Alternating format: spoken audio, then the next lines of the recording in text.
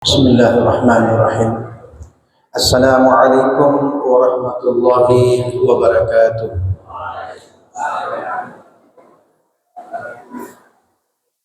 Alhamdulillah, alhamdulillah alladzi arsala rasulahu bil huda wa dinil haqq. Thumma salli wa sallim ala asyrafil anbiya'i wal mursalin Sayyidina Muhammadin wa ala alihi wa sahbihi wa mawala. Allahumma arzuqna fahman nabiyyin wa hifdzal mursalin wa ilhamal malaikatil muqarrabin.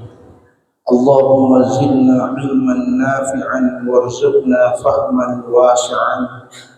Rabbi shrah li sadri wa yassir li amri wahlul 'uqdatam min lisani yafqahu qawli. Rabbi saddid lisani wahdi qalbi bihaqqi Sayyidina Muhammadin sallallahu alaihi wasallam. Summa al-Fatihah ila hadratir ruh al-marhum Haji Yunus Hamzah wa usulihi wa furu'ihim wa dhabil huquq alaihim ajma'in anna Allah yataghashahu bi rahmati wal maghfirati wa anna Allah yaghfiru lahum wa yarhamuhum wa yu'li darajatihim fil jannati. Allahumma ghfir lahu warhamhu wa'afihi wa'fu anhu wa akrim nuzulahu wa wasi' madkhalahu waskinnahu fi jannatik wa nawwir qabrahu bi rahmatika ya arhamar rahimin. Al-Fatihah.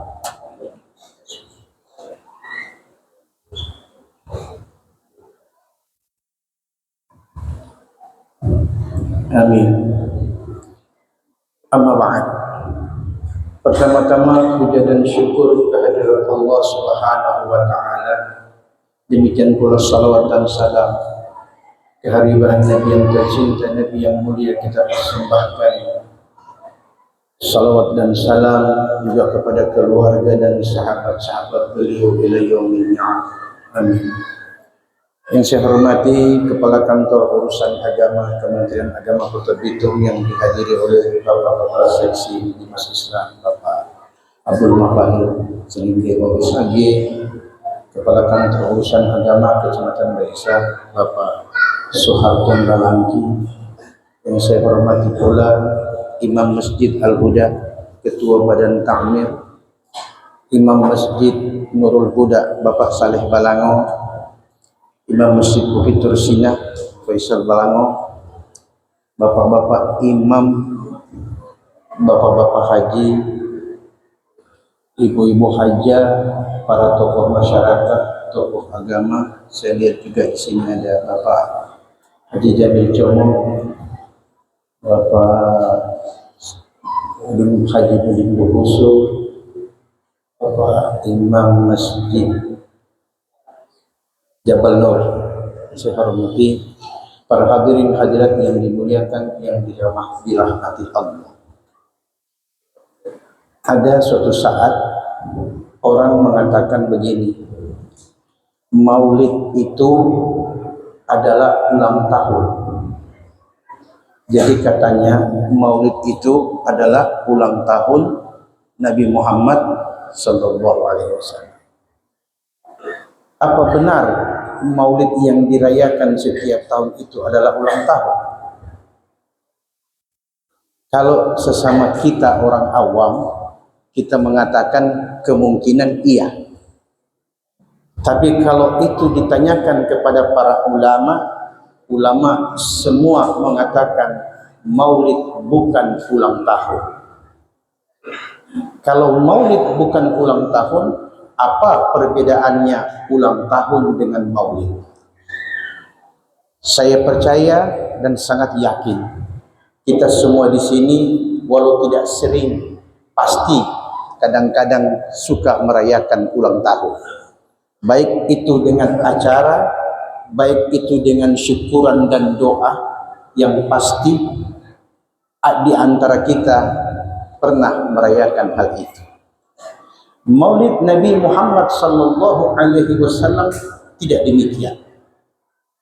Kita tidak sekedar merayakan kelahiran Nabi kita Muhammad sallallahu alaihi wasallam, tapi maulid adalah merupakan suatu hal yang dijadikan oleh Allah untuk diingat oleh manusia dan untuk selalu menjadi ukuran dan patokan kehidupan umat Islam dalam menjalankan syariat perintah agama Allah. Kalau ulang tahun kan tidak perlu. Ulang tahun selesai syukuran, baca doa, makan-makan, selesai. Tapi maulid Nabi Muhammad sallallahu alaihi wasallam tidak seperti itu. Makanya dalam Quran surat Yunus ayat 58. Yunus 58. Apa kata Allah dalam ayat itu? Allah mengatakan, "Qul," katakanlah wahai Muhammad, "bifadlillah wa birahmatihi," karena karunia Allah dan kasih sayangnya itulah, "fabidzalika falyafrahu," maka kalian harus bergembira dengan rahmat karunia Allah itu. Para ulama tafsir mengatakan yang dimaksud karunia Allah itu adalah Al-Quranul Karim.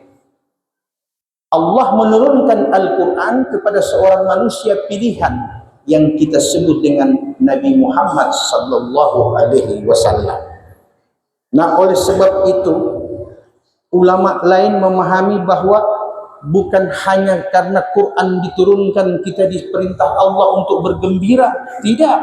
Bahkan yang menerima Quran dan yang menyampaikan Quran kepada kita manusia pun harus kita ikut gembira dengan kelahirannya.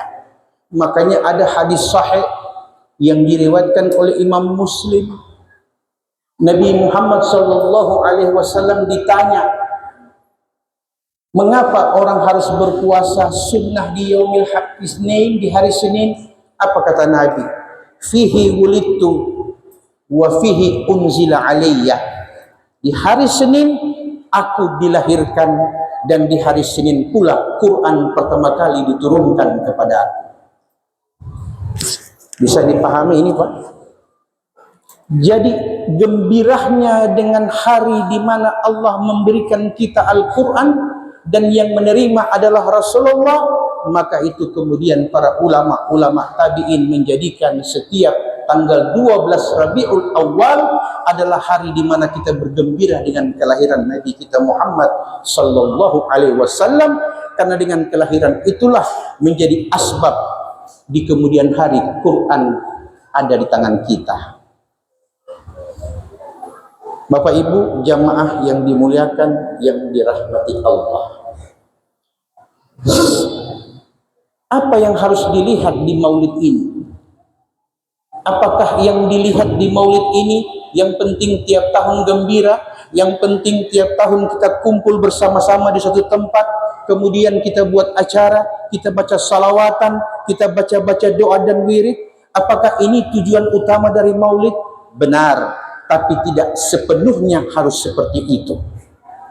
Artinya, untuk mewujudkan maulid yang hakiki, kata Quran kepada kita, "Qul in kuntum tuhibbunallaha," katakan kepada mereka, wahai Muhammad, bila kalian benar-benar ingin Allah cintai, fattabi'uni, maka ikuti apa yang aku bawakan dan apa yang aku contohkan. Itulah yang kemudian disebut sunnah Rasul namanya.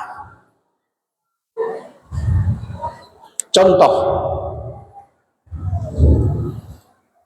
dalam sebuah riwayat dikatakan ada seorang ibu menggendong anaknya. Kemudian anak kecil itu dilihat oleh Rasulullah.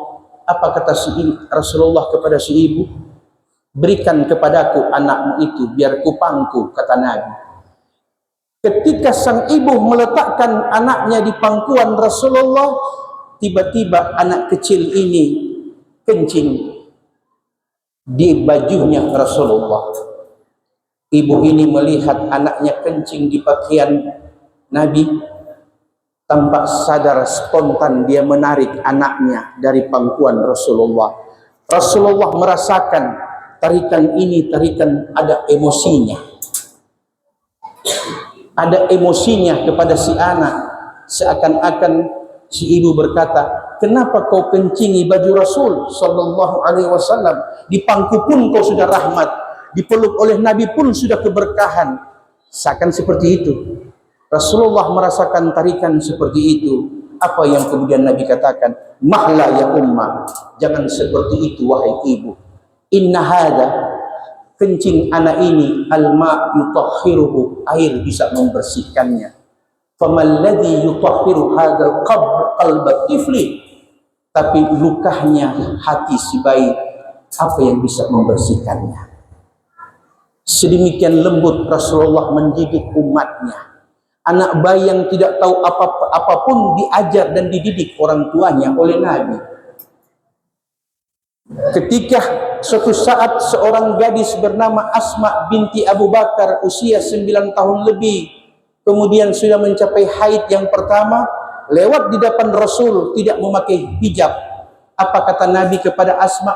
Ya Asma, innal mar'ata idza balagatil haid lam yaslu ayyura minha illa hadha wa hadha, wa asyara ila kaffain. Wahai Asma putri Abu Bakar, bila engkau telah mendapati haid, maka sejak itu tidak boleh lagi terlihat dari tubuhmu kecuali wajah dan telapak tanganmu, kata Nabi. Nabi mendidik anak yang menginjak usia balik. Tapi ketika sampai di usia remaja, usia potensi, ketika Rasulullah naik onta bersama Ali bin Abi Thalib, kemudian Ali bin Abi Thalib berada di depan Nabi dan Nabi yang memegang tali kendali onta. Mereka lewat di suatu tempat, di situ ada satu suku yang wanita-wanitanya cantik-cantik.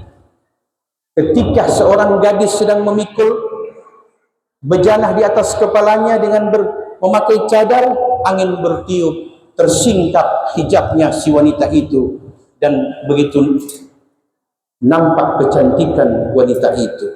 Sayyidina Ali yang masih muda melihat, kaget, berjalan, perasaannya masih penasaran, sepertinya cantik betul wanita tadi. Maka dia berpaling lagi untuk melihat kembali gadis tadi. Rasulullah melihat Ali mengulangi penglihatannya. Rasulullah meletakkan kedua tangannya di pipi Sayyidina Ali, kemudian berkata, Ya Ali, la tudbi'in nadratan nadra fa inna lakal ula wa laysa 'alaika thaniya. Hai Ali, pandangan pertama itu dimaklumi, tapi tidak untuk pandangan yang kedua. Pertama spontan, yang kedua perjelas. Demikian Nabi mendidik umatnya setahap demi setahap, sampai-sampai kemudian di zaman itu dikatakan sebaik-baik umat di zaman itu adalah umat yang ada bersama Rasulullah sallallahu alaihi wasallam. Bahkan suatu saat Sayyidina Umar berjalan berduaan dengan Rasulullah. Kemudian spontan Sayyidina Umar berkata, Ya Rasulullah, sesungguhnya sesudah ayah dan ibuku tidak ada yang lebih aku cintai selain engkau. Apa kata Nabi? Ya Umar, belum sempurna imanmu bila ayah ibumu lebih kau cintai daripada aku. Kemudian Umar berkata, Ya Rasulullah, kalau begitu demi diriku, selain diriku tidak ada lagi yang kucintai selain engkau.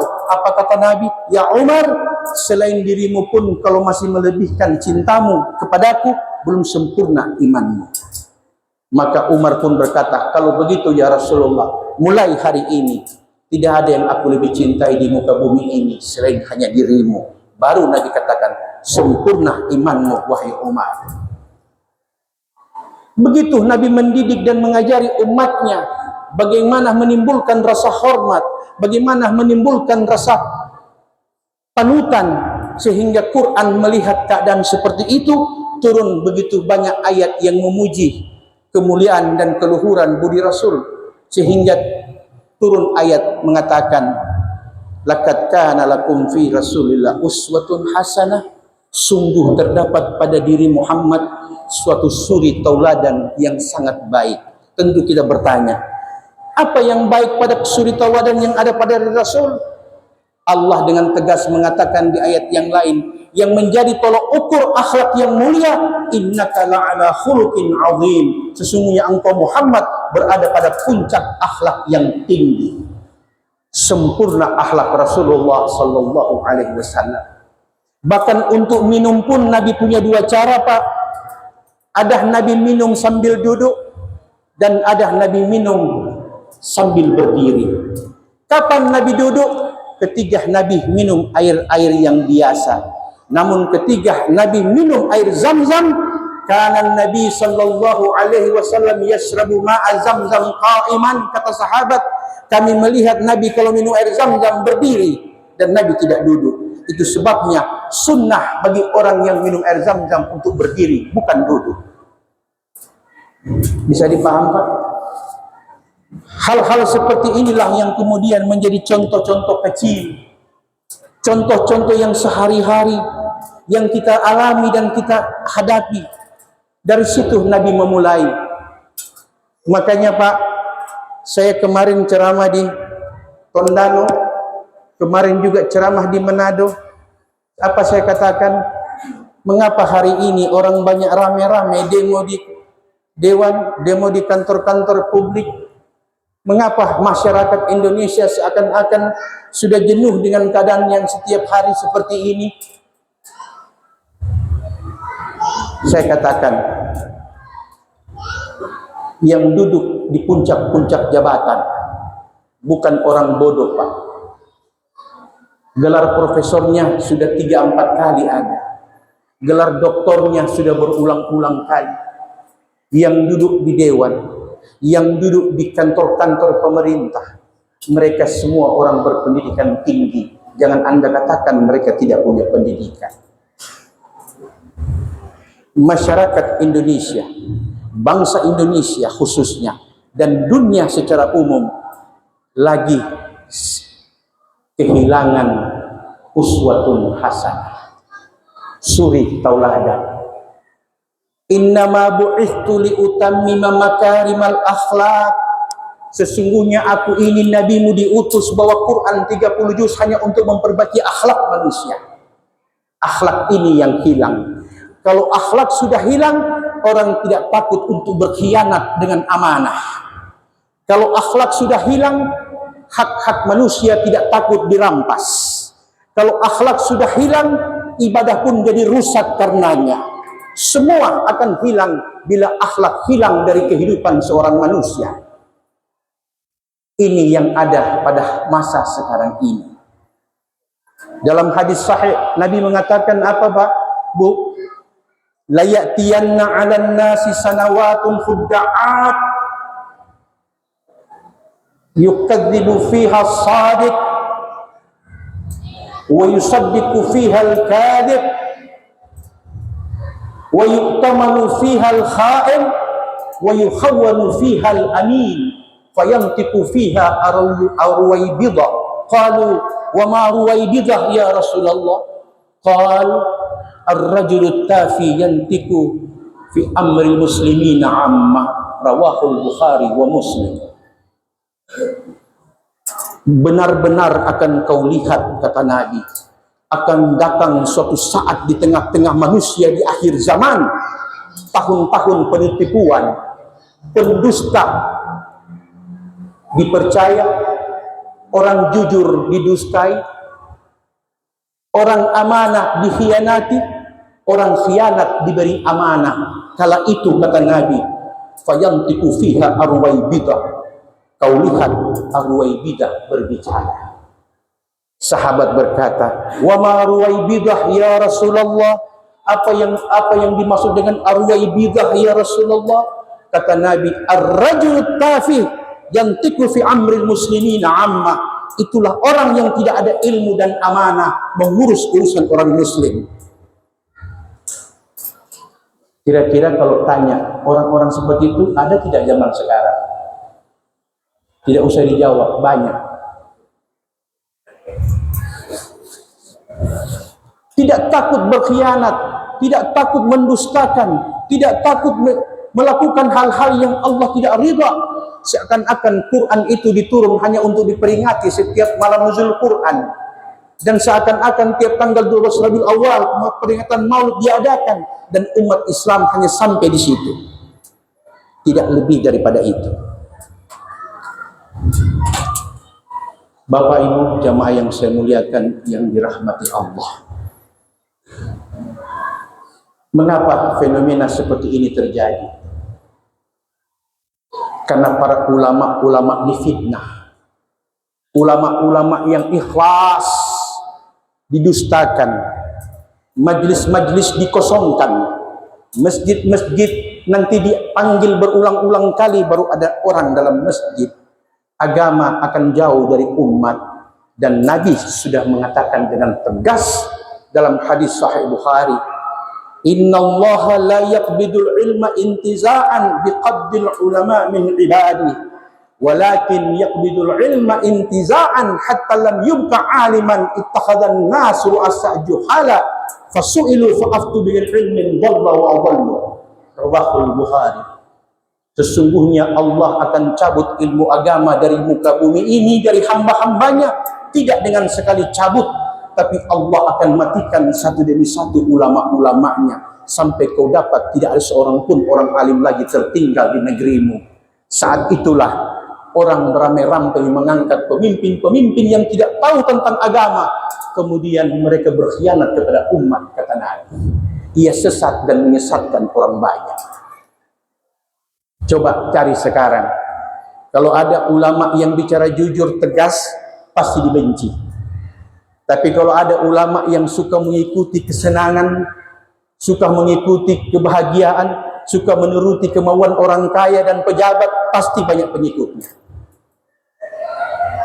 Ini fenomena yang pasti terjadi, dan itu tidak dapat kita tolak. Orang lebih suka mengundang pelawak untuk ceramah daripada orang yang menyampaikan ilmu.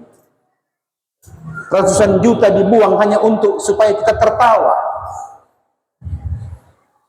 Apa tidak hilang ilmu agama, Pak? Akan hilang setahap demi setahap. Suka atau tidak, itu pasti terjadi.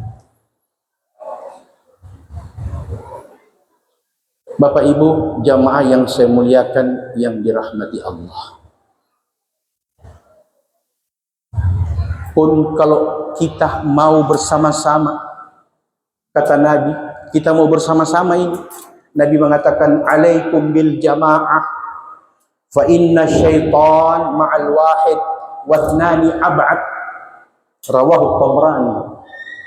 Hendaklah kalian selalu bersama-sama wahai umat Islam,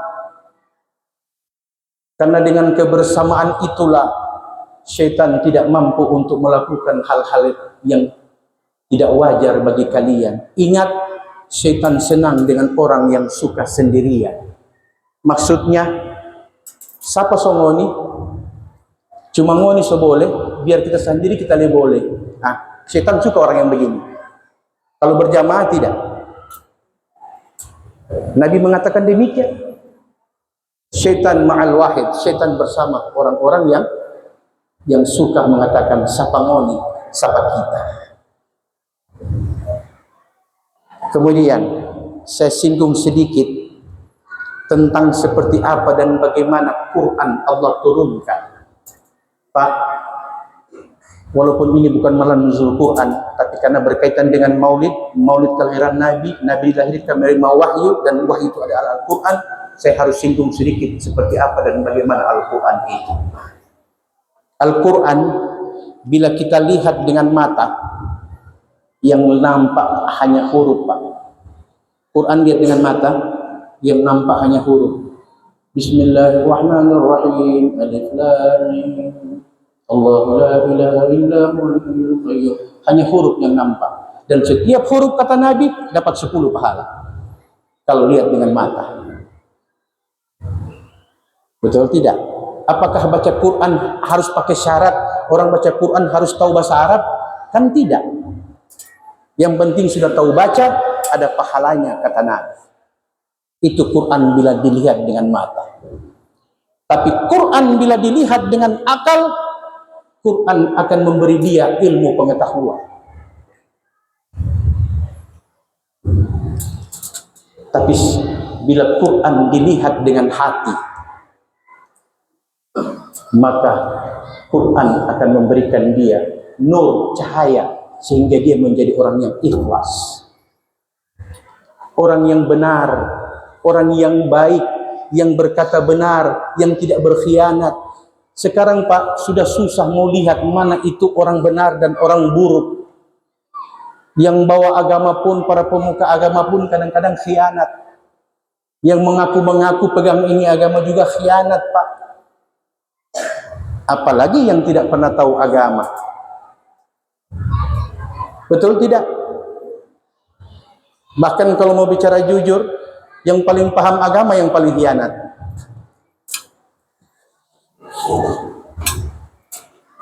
Dan itu tidak perlu dicari.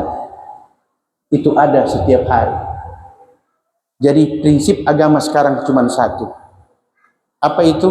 Lakukan kebaikan sebisa yang kita mungkin. Kita tidak bisa jadi orang baik, minimal kita jadi orang yang taat 5 waktu. Orang mengatakan Pak, bahwa itu sholat itu khusyuk. Makanya orang memahami itu khusyuk begini Pak, Bu. Allahu Akbar, menghadirkan Allah pada waktu takbiratul ihram. Itu benar, tapi belum tepat kata ulama. Khusyuk yang dimaksud adalah orang yang sholat yang dikatakan khusyuk, dia khusyuk sebelum sholat dan dia khusyuk sesudah sholat. Itu khusyuk namanya. Karena khusyuk dalam bahasa Arab artinya tunduk.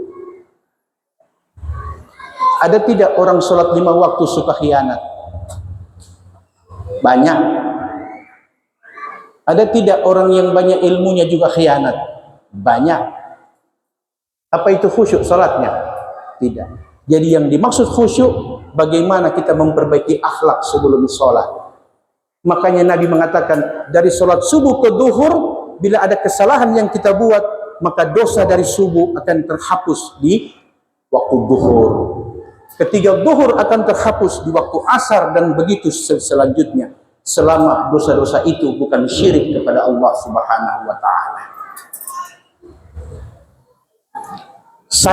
Kita semua mungkin tidak bisa seperti orang-orang dahulu. Menjadi orang-orang yang saleh.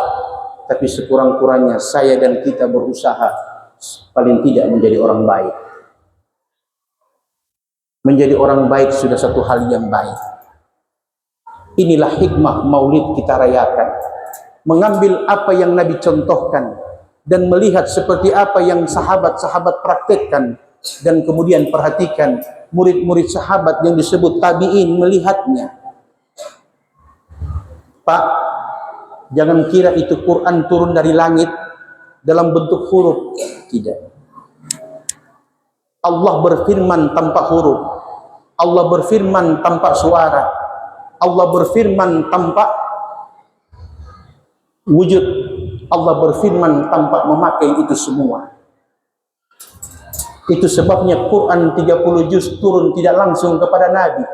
Tapi Allah berfirman dengan kalamnya, kemudian mampir dan singgah di Lauhil Mahfuz. Dari Lauhil Mahfuz ini kemudian firman Allah turun ke langit dunia. Di langit dunialah baru Jibril mulai mengambil satu demi satu ayat dan surah, kemudian disampaikan kepada Nabi kita Muhammad sallallahu alaihi wasallam. Tentu bapak-bapak bertanya, bagaimana caranya Allah berfirman tanpa suara? Bagaimana caranya Allah berfirman tanpa huruf? Bagaimana caranya Allah berfirman tanpa butuh ruang dan waktu? Hari ini bisa dibuktikan, Pak. Bapak coba buka WA, ketik, Ma, saya hari ini lambat pulang karena ada maulid di masjid. Bapak ketik di WA, kirim ke ibu di rumah. Ibu akan buka, oh Paitua lama pulang malam ini karena ada maulid di masjid. Pertanyaannya, apakah huruf yang pergi ke sana? Anda tidak pernah melihat huruf terbang menuju handphonenya ibu di rumah. Tapi subhanallah, sampai masuk di handphonenya ibu, tertulis kalimat yang bapak ketik di sini tanpa berkurang satu huruf pun. Dari mana huruf itu dia muncul?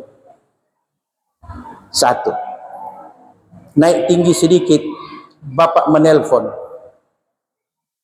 "Ma, papa pulang agak lambat karena ada maulid di masjid." Apakah suara itu terbang ke rumah dan didengar oleh istri Anda? Tidak. Tapi setiap suara yang keluar terdengar jelas oleh istri Anda di rumah. Dua, tingkat lebih tinggi, video call. Ketika video call, istri melihat wajah bapak, bapak melihat wajah istri. Apakah muka bapak ke sana? Dan apakah muka ibu ke sini? Tidak. Bagaimana itu terjadi? Ada yang disebut dengan signal atau frekuensi namanya. Dan frekuensi diatur oleh resonansi gelombang suara. Berarti kita berkomunikasi masih membutuhkan huruf, masih membutuhkan suara, masih membutuhkan resonansi, masih membutuhkan frekuensi. Dan semua itu harus melalui operator. Tidak bisa langsung ke tempatnya ibu. Bapak menelpon, mengetik, video call, signalnya naik ke udara, kemudian mampir di operator. Operator kemudian menerjemahkan apa yang bapak ucapkan tadi dalam bentuk-bentuk huruf dan suara. Allah berfirman tanpa suara, tanpa huruf dan tanpa kata, turun di Lauhul Mahfuz. Itulah operatornya Allah. Dari situ baru dia turun ke langit dunia, baru dia jadi huruf-huruf yang kita baca, yang kita sebut mushaf Al-Quran. Bisa dipaham, Pak? Jadi kalau Anda berkata Allah berfirman dengan suara, syirik, karena Allah tidak serupa makhluk. Kalau Anda berkata Allah berfirman dengan huruf, syirik, karena Allah tidak seperti makhluk. Laisa kamitslihi syai'un. Nah, Quran turun.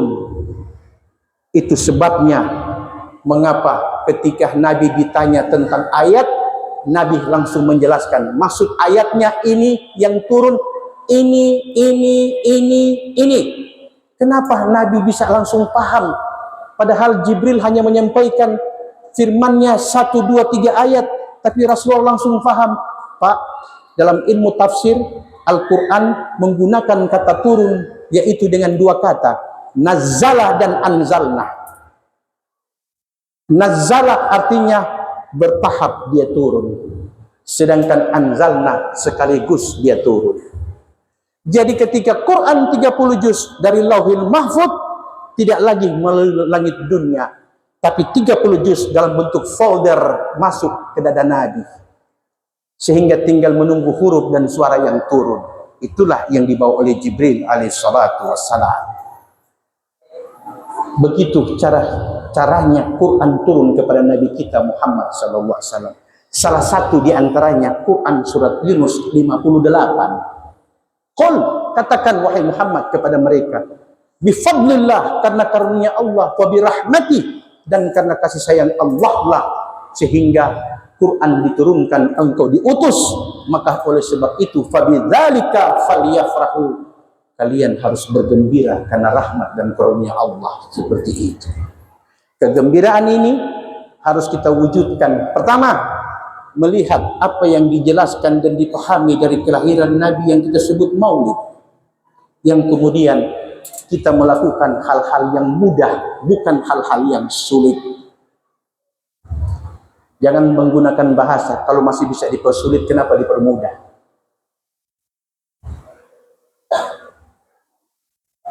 Bahkan Pak, kalau saya bertanya, seandainya Bapak yang suka ke masjid, suka sholat, suka menjaga nama baik, suka menjaga kehormatan, oke, saya tanya, kalau suatu saat Bapak melihat ada saudara kita, orang lain berbuat maksiat, Bapak senang? Pasti tidak. Kenapa Bapak tidak senang melihat ada orang berbuat maksiat di depan Bapak? Karena Bapak tidak suka bermaksiat. Bapak tidak mau bermaksiat sehingga ada rasa kebencian, ada rasa ketidaksukaan di hati melihat orang berbuat maksiat. Tapi mari kita lihat dengan mata dan kacamata ilmu tasawuf. Apakah kita yang salat 5 waktu, yang ibadahnya selalu di masjid, melihat orang bermaksiat, kita lebih baik dari dia? Tolong dijawab. Apa kita lebih baik dari dia? Belum tentu, Pak. Kenapa?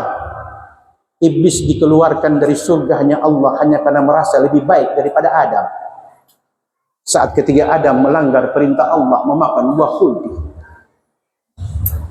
Jadi bagaimana harus kita melihat orang bermaksiat? Kata Nabi, bila engkau mempunyai kekuasaan, maka cegahlah maksiat itu. Pun engkau tidak punya kekuasaan, sekurang-kurangnya engkau dekati dia dan ajarkan agama kepadanya. Pun itu tidak sanggup, kata Nabi, dengan diammu itu pun sudah merupakan iman yang paling lemah. Saling menjelekkan, saling menuduh dan mengatakan begini dan begini. Ini perasaan iblis yang menyelinap di hati orang-orang yang merasa lebih baik. Suatu saat Ziyad bin Nabi, seorang tabi'in, seorang sufi besar, seorang ulama besar, bahkan mempunyai sekian banyak karamah karena beliau wali di antara wali-wali Allah. Ketika beliau berjalan di tengah kota, beliau melihat seekor anjing mendekat kepadanya. Buru-buru Ziyad bin Nabi mengangkat sarungnya, jangan sampai sarungnya dijilat oleh anjing. Tapi dengan kuasa Allah, anjing berkata dan dipahami oleh Ziyad bin Nabi. Apa kata anjing kepadanya? Tuan, apakah engkau mengangkat bajumu hanya karena melihat aku seekor anjing yang najis? Apakah dengan kenajisanku ini sehingga membuat engkau merasa lebih baik daripada aku? Bagaimana dengan najis batinmu yang kau bawa setiap hari dan tidak pernah kau cuci dengan taubat? Pulang Zaid bin Nabi sambil mencucurkan air mata dan dia beristighfar 10 tahun hanya untuk persoalan anjing. Ini akhlak yang dipahami para salafus saleh, memahami sahabat dan Nabi mencontohkan. Sekarang kita umat Islam sudah waktunya mulai memahami agama. Jalankan perintah agama sesuai dengan kemampuan yang kita miliki, bukan mengukur orang yang hebat. Dia mungkin hebat berjamaah, saya tidak hebat berjamaah, tapi saya hebat bergaul dengan orang dengan cara yang baik. Itu pun sudah kebaikan, karena 1000 jalan menuju surganya Allah. Peringatan Maulid kali ini tidak harus diwarnai dengan euforia berlebih-lebihan, kegembiraan berlebih-lebihan. Tapi Maulid yang kita adakan adalah bagaimana kita memahami seperti apa Quran dibahasakan oleh Nabi melalui kehidupan sehari-hari. Dan bagaimana Nabi berhasil menjadikan umat menjadi umatan wasatan, umat yang benar-benar mampu ke kanan, mampu ke kiri, tanpa melihat pangkat, golongan, jabatan, dan sebagainya. Itulah khairah ummah, umat sebaik-baik. Tapi hari ini kita belum menjadi umat yang terbaik, tapi umat yang berusaha untuk menjadi baik. Karena kita masih mau memperingati nuzul Quran, masih mau memperingati 1 Muharram, masih mau memperingati Maulid, masih mau mengadakan puasa Senin Kemis dan sebagainya. Ini menunjukkan bahwa umat hari ini yang dipahami baru setingkat merayakan, tapi belum sanggup untuk melaksanakannya. Maka melalui hikmah-hikmah Maulid inilah, sebagai umat beragama, sebagai umat Islam, mari kita pahami bahwa negara Indonesia, negara kesatuan Republik, negara di mana kita berkumpul bersama saudara-saudara kita yang lain, bukan untuk saling membenci dan saling memusuhi, tapi bagaimana kita bersatu memperkuat ketahanan dan kebersamaan demi bangsa dan negara. Ini satu hikmah di antara hikmah-hikmah yang lain. Sebagai penutup, Saya ingin menyampaikan satu ilustrasi cerita. Ketika saya berkata, mana yang akan kita pilih? Setumpuk uang 500 juta atau sepotong kayu? Pasti kita akan pilih setumpuk uang 500 juta dan meninggalkan kayu. Tapi saat kita tenggelam, mana yang kita pilih? Uang 500 juta atau sepotong kayu? Jangan dijawab, pasti kita pilih kayu daripada uang 500 juta. Pertanyaannya sederhana, kenapa di saat tenggelam kita memilih kayu bukan uang 500 juta?